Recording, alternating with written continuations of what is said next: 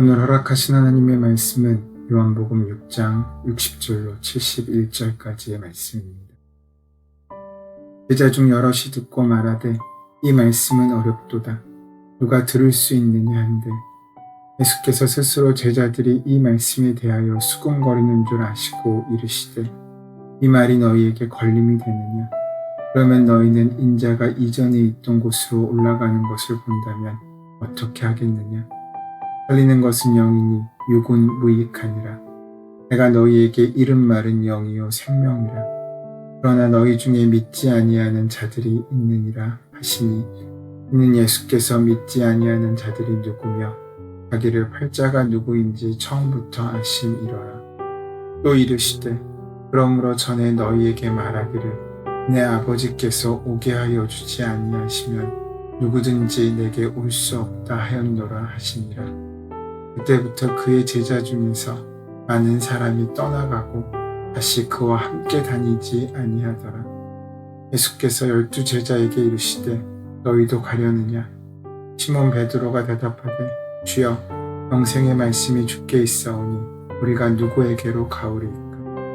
우리가 주는 하나님의 거룩하신 자이신 줄 믿고 알았사옵나이다. 예수께서 대답하시되 내가 너희 12를 택하지 아니하였느냐. 그러냐 너희 중에 한 사람은 마귀니라 하시니 이 말씀은 바로 시몬의 아들 유다를 가르치심이라. 그는 12 중에 하나로 예수를 팔자하더라. 오늘의 본문의 말씀은 긴 요한복음 6장을 마무리하는 말씀입니다. 갈릴리 호수 동편에서 물고기 2마리와 보리떡 5개로 수많은 무리를 먹이신 그 밤에 주님께서는 폭풍 가운데 어려움을 당하던 제자들에게 나타나셔서 가다라고 말씀하시고 그들을 이끌고 목적지에 도달하게 해주셨습니다. 그런 다음 그분은 가버나움 회당에서 참된 생명의 빵과 음료에 대해 설교하셨습니다. 예수님께서 이렇게 갈릴리 호수 동편에서 다시 서편으로 그리고 가버나움 회당으로 옮겨 다니시는 동안 무리들은 예수님을 따라다녔습니다. 그만큼 그들은 예수님에게 깊이 매료되어 있었습니다. 그분이 일으키시는 기적들은 만사를 제쳐놓고라도 따라다니고 싶을 정도로 놀라운 일이었습니다. 그렇게 예수님을 따라 가버나움 회당까지 와서 운집한 무리들은 예수님께서 더 이상 기적을 일으키지 않으시고 말씀에 전념하시자 그 마음을 돌리기 시작합니다. 예수님의 말씀은 그들이 원했던 것과는 정반대의 방향을 가르치고 있었기 때문입니다. 그들은 눈에 보이는 기적에 붙잡혀 있었는데 예수님은 기적 그 너머에 계신 하나님을 바라보라고 말씀하고 있으십니다.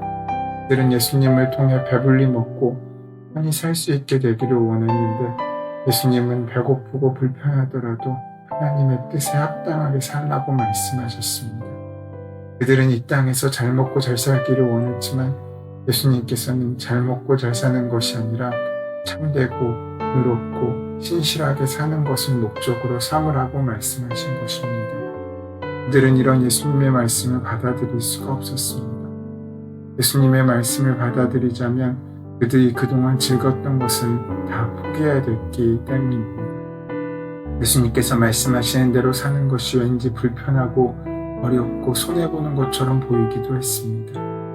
그것은 믿지 않는 유대인들만의 느낌이 아닙니다.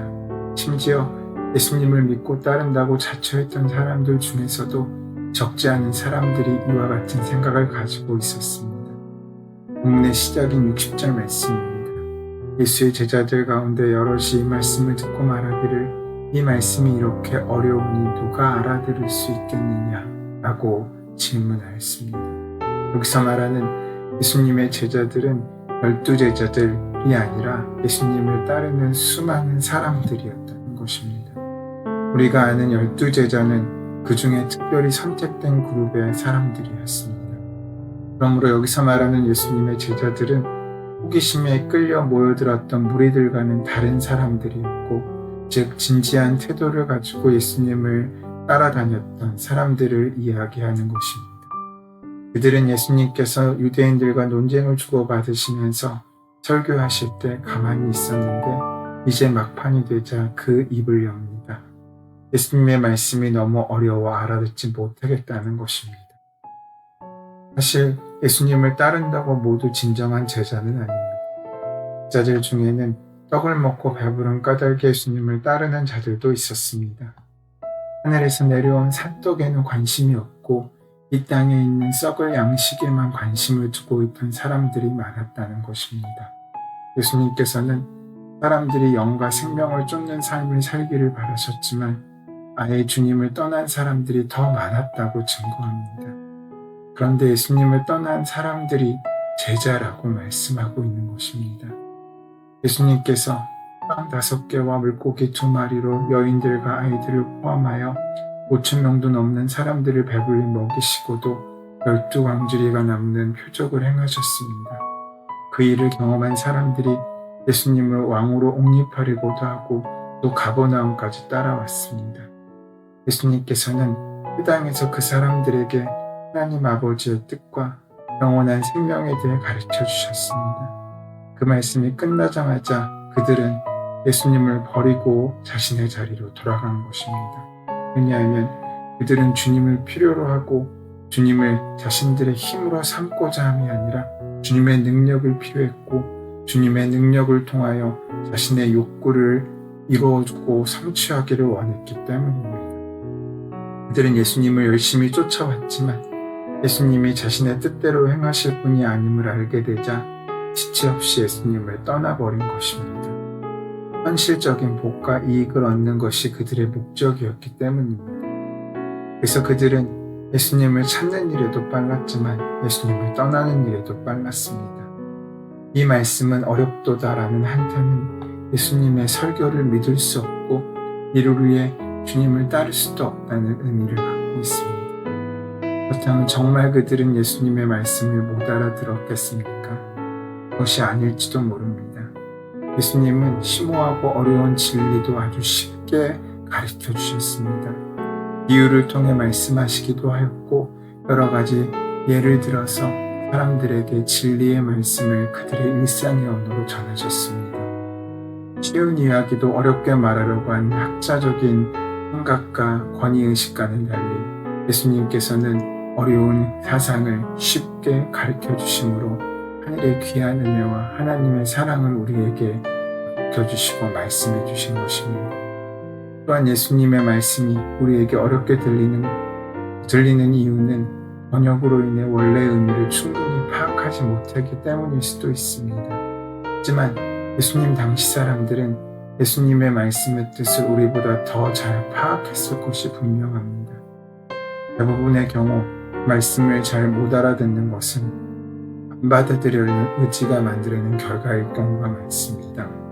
그 말씀을 받아들이고 싶지 않으니 그 말씀이 어렵게 들린다고 생각하는 것입니다. 실제로 알아들었는데 알아들은 그 내용을 받아들이면 어려움과 손해가 있을 것을 알기 때문에 못 알아들은 척 가장하게 된다는 것입니다. 이것이 어느 정도 심각해지면 스스로 못 들은 척 가장하고 있다는 의식조차 사라진다고 합니다. 진짜로 모르겠다는 느낌까지 드는 것입니다.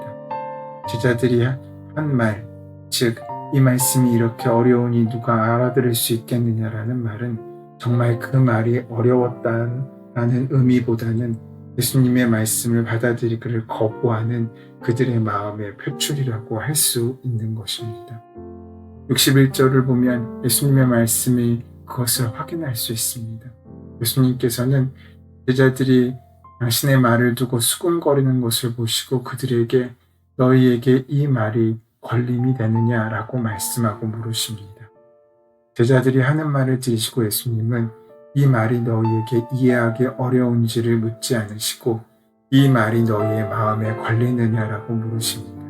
그러니까 예수님은 그들의 문제가 그들의 이해에 있는 것이 아니라 그 말씀을 받아들일 순종의 마음이 있는지에 달려있음을 아신 것입니다. 이렇게 제자들은 두 가지 선택의 기로에 마주서게 된 것입니다. 하나는 진리로 외면하려 했던 자기의 죄를 인정하고 다시금 주님의 뒤를 따르는 것이고 여전히 주님의 말씀으로 외면하고 자신이 원하는 길로 가는 것이었습니다. 하지만 이 적지 않은 제자들이 이 선택의 기로에서 진리로 외면하는 길을 선택했습니다. 그래서 많은 사람들이 예수님을 떠나가게 된 것입니다. 그러자 예수님께서는 12 제자들을 바라보고 물으십니다. 너희들도 떠나가려고 하느냐? 그러자 12 제자의 대변인격으로 활동했던 시몬 베드로가 대답합니다. 주님, 우리가 누구에게로 가겠습니까? 선생님에게는 영생하의 말씀이 있습니다. 우리는 선생님이 하나님의 거룩하신 분이심을 믿고 또 알았습니다. 생명의 떡이신 예수님을 알고 믿고 따르는 그런 사람이 바로 참된 제자입니다. 예수님이 공생애를 시작하면서 직접 부르신 제자들은 하나님의 아들이신 예수님과 가장 가까이서 함께 지냈습니다. 그들은 성육신하신 예수님의 본질을 가장 먼저 파악할 수 있는 위치에 있었습니다. 하지만 그런 제자라고 해도 온전한 것은 아닙니다. 베드로도 분명 실수가 많았습니다. 하지만 하나님께서는 그러한 베드로를 결국 하나님의 귀한 은혜의 도구로 사용하시고 고쳐내셨습니다. 중요한 것은 우리가 어떤 마음으로 살아가는지에 달려 있습니다. 우리의 길을 떠나 내 생각에 옳은 곳을 향해 갈 것인지, 아니면 부족하지만 연약하지만 또 그 길이 손해보는 것 같은 그런 힘든 여정인 것처럼 보일지 모르지만 주님의 길을 떠나지 않을 때 우리는 주님께서 원하시고 우리에게 이루고자 원하시는 그 삶의 모습을 이루어낼 수 있을 것입니다. 분명 그렇게 떠나지 않는 사람 중에서도 실패자가 있을 수 있습니다. 바론 유다는 그렇게 그 자리에 함께 있었지만 결국 예수님을 팔지 않습니다. 오늘 우리도 하루를 살아가면서 우리 앞에 있는 두 갈래의 선택의 길 앞에 놓여져 있습니다. 그것은 베드로의 길과 가룟 유다의 길입니다. 이것은 자신을 낮추었던 세리의 길과 자신을 높였던 바리새인의 길과도 같습니다. 베드로와 유다는 둘 다 부족한 사람이었고 죄인이었습니다. 그렇지만 한 사람은 주님을 따라 영원한 생명의 길로 갔고 또 한 사람은 자신의 욕망을 쫓아 영원한 형벌의 길로 갔습니다. 오늘 우리에게도 그 두 갈래의 길이 있습니다. 그 은혜 가운데 참된 길, 생명의 길을 선택하시는 저와 여러분 되시기를 소원하고 축원합니다. 네, 주님, 우리 자신의 연약함과 부족함을 인정하며 생명의 떡이신 주님을 매일매일 붙잡고 살겠노라고 다짐할 수 있는 믿음을 허락하여 주시옵소서. 오늘 우리의 고백을 주님께서 받아주셔서 주님의 말씀이 온전히 깨달아지는 은혜를 허락하심으로 매일매일 주님의 제자로 든든히 세워져가는 복된 인생을 살 수 있도록 함께하여 주시옵소서. 우리 주 예수 그리스도의 이름으로 기도드립니다. 아멘. 이제 오늘 이 아침 우리에게 허락하신 하나님의 말씀이 나에게 주시는 말씀으로 만나지기 위해서 본문의 말씀을 깊이 묵상하시고 함께 기도하는 시간 가지도록 하겠습니다. 함께 기도합니다.